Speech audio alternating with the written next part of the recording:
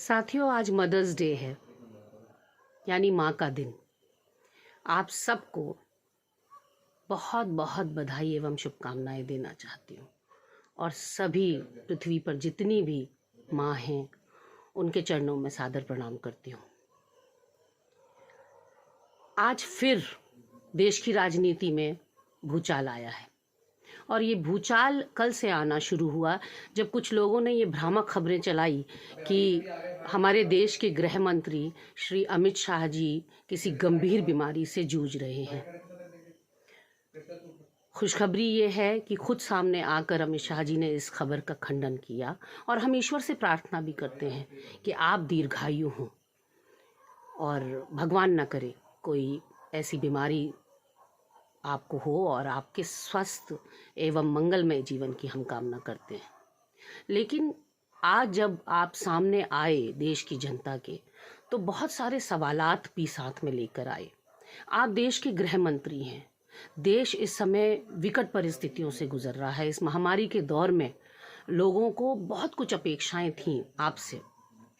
बहुत बड़ी बड़ी वारदातें इस देश के अंदर हो गई जिस पर आपकी कोई गंभीर टिप्पणी या सहानुभूति की हमें अपेक्षा थी।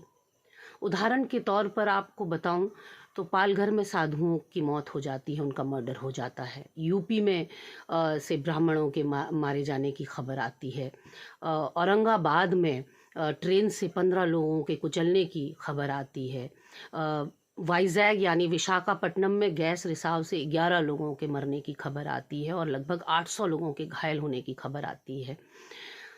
हरियाणा के बॉर्डर में और गुजरात राजस्थान के बॉर्डर में सड़क पर महिलाओं के प्रसव करने की खबरें आती हैं। वो अपने घरों को लौट रही थी और सड़क पर प्रसव कर दिया। तो आज ये सारे सवाल मैं लेकर आपके लिए आई हूँ कि अपनी बीमारी की खबर को झुठलाने के लिए तो आप सबके सामने आए।